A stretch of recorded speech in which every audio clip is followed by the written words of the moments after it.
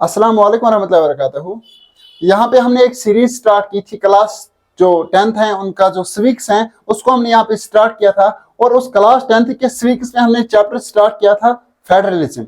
और कल तक जो फर्स्ट पार्ट था इस वीडियो का उसमें हमने फेडरलिज्म को डिस्कस किया, उसमें हमने यूनिटरी फॉर्म ऑफ गवर्नमेंट को डिस्कस किया, उसमें हमने फीचर्स ऑफ फेडरलिज्म को जाना। और आज जो हमारा टॉपिक है, आज हम यहाँ पे पढ़ेंगे हाउ फेडरेशन इज फॉर्म्ड। ये जो फेडरेशन बनाई जाती है इसको कैसे बनाया जाता है, आज का टॉपिक हमारा यही रहेगा।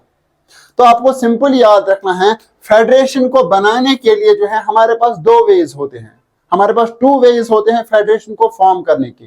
पहला होता है उसको हम कहते हैं कमिंग टुगेदर।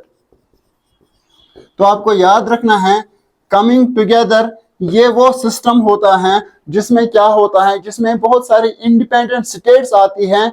इंडिपेंडेंट स्टेट जो आती हैं वो आती हैं और वो एक बड़ा सा यूनिट क्रिएट करती हैं, एक बड़ी सी कंट्री बनाते हैं, उसको कमिंग टुगेदर कहते हैं। जैसे यूएसए है, तो यूएसए में क्या हुआ है, वहां पे जो 50 स्टेट्स हैं उनको जबरदस्ती नहीं लाया गया है, बल्कि वो अपनी मर्जी पे आई हैं, और उसके बाद उन्होंने एक बड़ा सा यूनिट खड़ा किया है, उसको जो है उसको हम यूएसए कहते हैं। और वो कंट्री जहां पे अपनी मर्जी से स्टेट्स आती हैं और एक बड़ा सा यूनिट क्रिएट करते हैं, एक बड़ी सी कंट्री बनाते हैं, उसको हम कमिंग टुगेदर कहते हैं।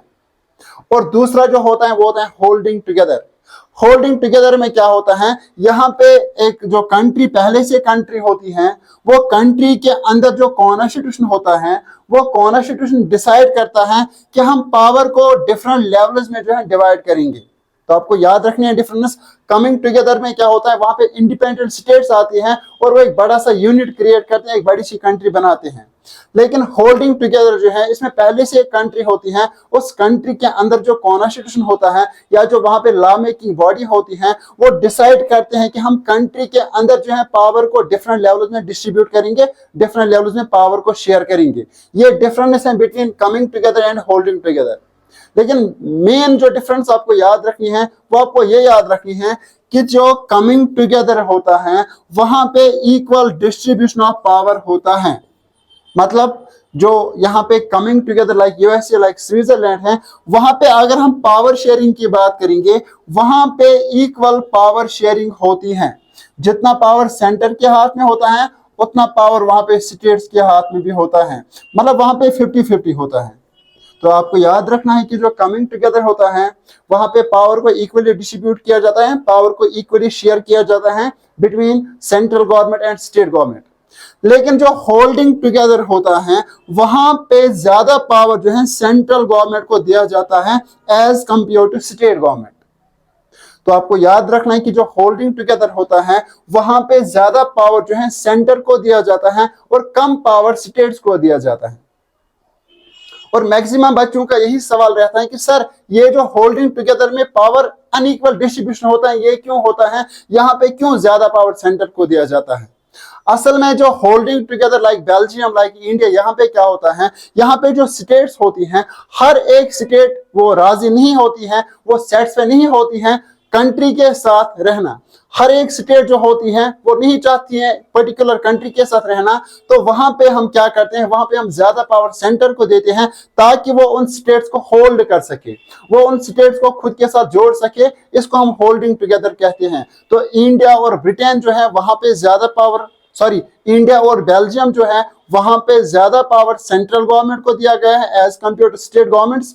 क्योंकि इंडिया या बेल्जियम की अगर हम एग्जांपल लेंगे, वहां पे हर एक स्टेट जो है वो राजी नहीं होते हैं एक पर्टिकुलर कंट्री के साथ रहना। अब अगर हम उन स्टेट्स को इक्वल पावर देंगे तो वो विद इन नो टाइम जो है डिसइंटीग्रेट होंगे, वो विद इन नो टाइम जो है कंट्री से अलग होंगे और वो एक इंडिपेंडेंट स्टेट बनाएंगे।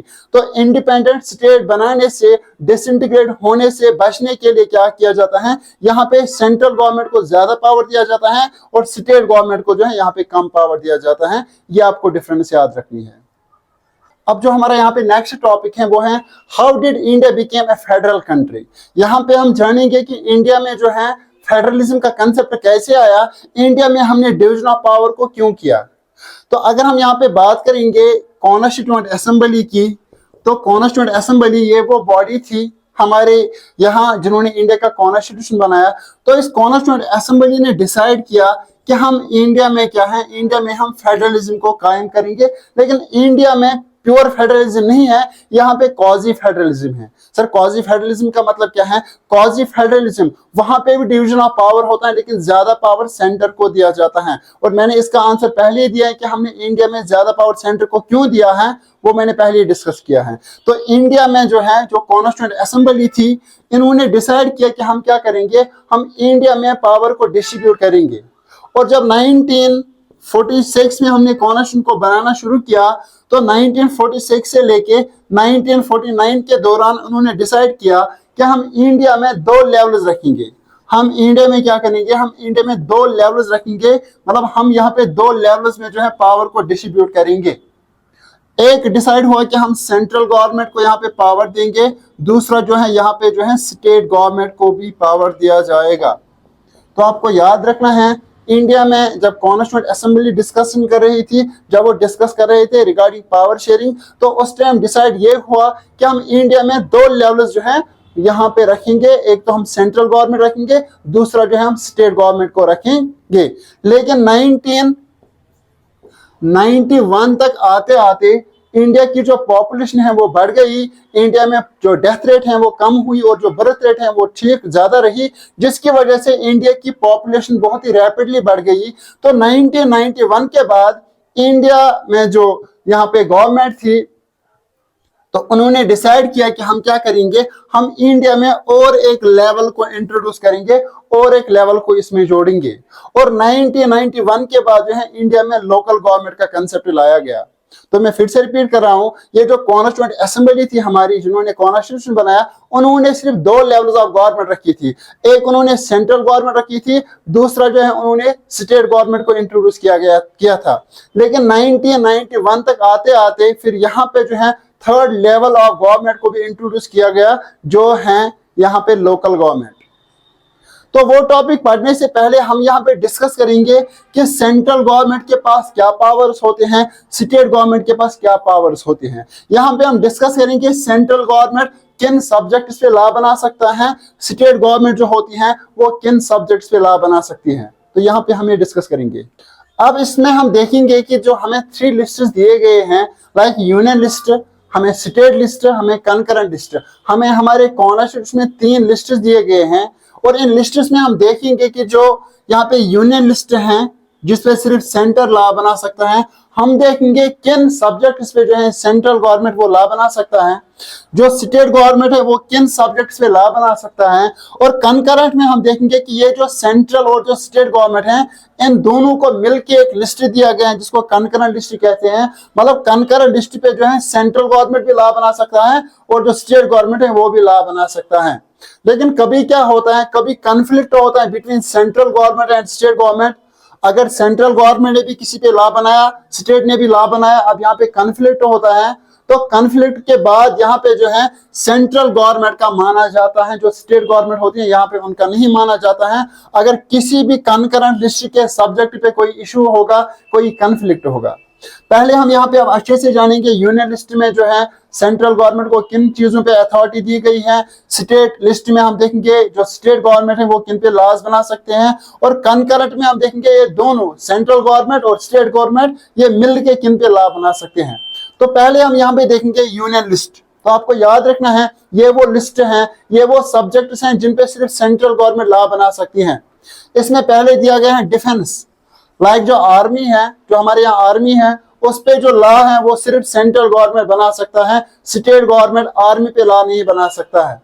इसी तरह अगर हम देखेंगे फॉरेन ट्रीटीज या फॉरेन अफेयर्स, अगर इंडिया को कोई फॉरेन ट्रीटी करनी है, उस पे जो है सिर्फ सेंट्रल गवर्नमेंट का हक है, सिर्फ सेंट्रल गवर्नमेंट जो है वो फॉरेन ट्रीटीज कर सकते हैं। इस पे जो है स्टेट गवर्नमेंट कोई फॉरेन ट्रीटी नहीं कर सकती है। इसी तरह अगर देखेंगे बैंकिंग के रिगार्डिंग या कम्युनिकेशन के रिगार्डिंग, ट्रेड के, बैंकिंग के रिगार्डिंग या कम्युनिकेशन के रिगार्डिंग अगर हम यहाँ पे देखेंगे, यहाँ पे सिर्फ सेंट्रल गवर्नमेंट लॉ बना सकती है, स्टेट गवर्नमेंट इन पे लॉ नहीं बना सकता है। आप देखेंगे जो स्टेट गवर्नमेंट है ये किन किन पे लॉ बना सकता है। स्टेट गवर्नमेंट यहाँ पे ट्रेड पे लॉ बना सकता है, अगर 2 स्टेट्स के दरमियान ट्रेड करना है इस पे लॉ बना सकता है स्टेट गवर्नमेंट। अगर पुलिस पे लॉ बनाना है तो पर्टिकुलर स्टेट की जो गवर्नमेंट है वो इस पे लॉ बना सकती है। इसी तरह अगर एग्रीकल्चर पे लॉ बनाना होगा तो इस पे सिर्फ स्टेट्स लॉ बना सकते हैं। हेल्थ को लेके इस पे भी सिर्फ लॉ बना सकता है स्टेट गवर्नमेंट। इन जगहों पे जो है सेंट्रल गवर्नमेंट इंटरफेयर नहीं कर सकती है। ये था स्टेट लिस्ट। अब जो तीसरा है वो है कंकरेंट लिस्ट। कंकरेंट लिस्ट ये वो लिस्ट होता है जिसपे दोनों लॉ बना सकते हैं, सेंट्रल गवर्नमेंट भी बना सकता है, स्टेट गवर्नमेंट भी बना सकती है। लेकिन अगर यहाँ पे कभी कन्फ्लिक्ट होगा, कभी इन दरमियान के जो लड़ाई है वो हो सकेगी, तो उस टाइम जो है सेंट्रल गवर्नमेंट का माना जाता है, उस टाइम जो है स्टेट गवर्नमेंट का नहीं माना जाता है। अब देखो यहाँ पे एजुकेशन पे सेंट्रल गवर्नमेंट भी लॉ बना सकती है, स्टेट गवर्नमेंट भी लॉ बना सकती है। फॉरेस्ट्रीज को लेके सेंट्रल गवर्नमेंट भी लॉ बना सकता है और जो स्टेट गवर्नमेंट है वो भी लॉ बना सकता है। मैरिज, शादी को लेके कि क्या एज रखनी है, उस पे जो है लॉ सेंट्रल गवर्नमेंट भी बना सकता है और स्टेट गवर्नमेंट भी बना सकता है। या एडॉप्शन, किसी बच्चे को एडॉप्ट करना है, इस पे सेंट्रल गवर्नमेंट भी लॉ बना सकता है और जो स्टेट गवर्नमेंट है वो भी लॉ बना सकता है। इस वीडियो को जो है मैं इंशाल्लाह नेक्स्ट जो हमारा रहेगा यहाँ पे टॉपिक, उसमें मैं कंप्लीट करूंगा। अगर आपको वीडियो जरा सा भी ठीक लगा तो इसको आप शेयर कर सकते हैं। Thank you so much.